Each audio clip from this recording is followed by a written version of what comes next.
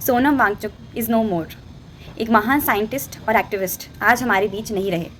मुझे लगता है कि सरकार इसी खबर का इंतजार कर रही है और जब ये खबर आएगी तभी सारे न्यूज़ चैनल वाले भी इसको सेंसेशन न्यूज़ बताकर दिखाएंगे ताकि लोगों का शांति पर से प्रोटेस्ट करने पर से भरोसा ही उठ जाए और वो दूसरा रास्ता अपनाने के लिए मजबूर हो जाएं। ऐसा नहीं है कि ये प्रोटेस्ट उतना छोटा है जितना ये लोग दिखाने की कोशिश कर रहे हैं, लेकिन सच ये है और प्रॉब्लम ये है कि कोई भी न्यूज़ चैनल वाले, मीडिया हाउस वाले इस प्रोटेस्ट को कवर करने में इंटरेस्टेड ही नहीं है।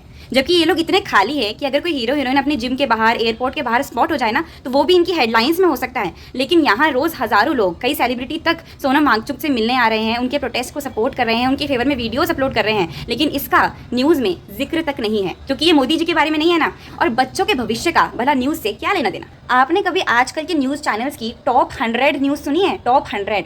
मैं रोज़ टॉप 100 न्यूज़ में 100 बार मोदी जी का नाम सुनती हूँ। मोदी जी इस विदेश यात्रा पे गए हैं, मोदी जी को ये पुरस्कार मिला, मोदी जी के स्वागत में ऐसा नृत्य हुआ। और हमेशा सोचती हूँ कि इन न्यूज़ चैनल्स को ना टॉप 100 नहीं, टॉप 108 खबरें दिखानी चाहिए। इससे मोदी जी के नाम की 108 नाम की माला पूरी हो जाएगी और हम सबको सीधा स्वर्ग की प्राप्ति हो जाएगी। किसी की जिंदगी की वैल्यू तो यहाँ पे वैसे भी नहीं है, और जिंदगी की वैल्यू होगी भी कैसे? सोनम वांगचुक है कौन? आधे लोगों को तो ये बात उनके भूख हड़ताल पर बैठने के बाद पता चला कि अच्छा वो 3 इडियट्स वाला फुंगसुम वांगडू, जबकि वो एक फिक्शनल मूवी थी, बायोग्राफी थी भी नहीं। और पता होगा भी कैसे सोनम वांगचुक ने रियल लाइफ में कौन कौन से इन्वेंशंस किए हैं? क्या आपने कभी इसके बारे में कुछ सुना है, पढ़ा है या टीवी या न्यूज़ चैनल में देखा है? कभी भी नहीं।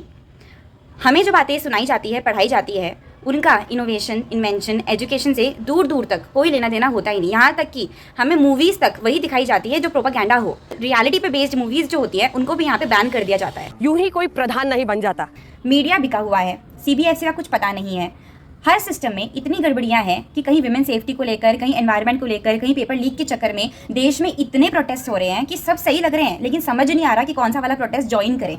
हमारा देश एजुकेशन में, डेवलपमेंट में, विमेन सेफ्टी में, किसी अच्छी चीज़ में वर्ल्ड में नंबर 1 पर आता है ऐसा मुझे तो नहीं लगता। पर आप यकीन नहीं करेंगे, मैक्सिमम नंबर ऑफ प्रोटेस्ट के मामले में हमारा देश वर्ल्ड में नंबर 1 पर है। मैं मजाक नहीं कर रही हूँ, आप इंटरनेट पर सर्च कर लीजिए। और बाकी सारे देश हमारे देश से इतने पिछड़े हुए हैं कि वो कंपटीशन के ही बाहर है। मतलब प्रॉब्लम ही यही है कि पढ़े लिखे लोग हमारे देश में प्रोटेस्ट करने में बिजी हैं और अनपढ़ लोग देश चला रहे हैं। मेरी कोई पढ़ाई वढ़ाई नहीं हुई है दोस्तों, आपको शायद आश्चर्य होगा जान करके। मैं पूछती हूँ कि क्या हो जाएगा अगर करंट एजुकेशन मिनिस्टर ने रिजाइन कर भी दिया तो? मुझे पता है आप में से बहुत सारे लोग मेरी बात से सहमत नहीं होंगे, लेकिन सवाल ये है कि क्या जो अगला एजुकेशन मिनिस्टर आएगा उसके राज में कोई पेपर लीक नहीं होगा, किसी बच्चे की जान नहीं जाएगी? और इससे भी बड़ा सवाल ये है कि क्या हंगर स्ट्राइक का किसी नेता पर कोई फर्क भी पड़ रहा है? क्योंकि ऐसे ही 8 साल पहले भी प्रोफेसर GD अग्रवाल ने गंगा के लिए 111 दिन की हंगर स्ट्राइक की थी। भूख हड़ताल ने उनकी जान ले ली। एक एक्टिविस्ट आज हमारे बीच में नहीं है, लेकिन गंगा आज कितनी साफ है ये आपको और मुझे बहुत अच्छे से पता है।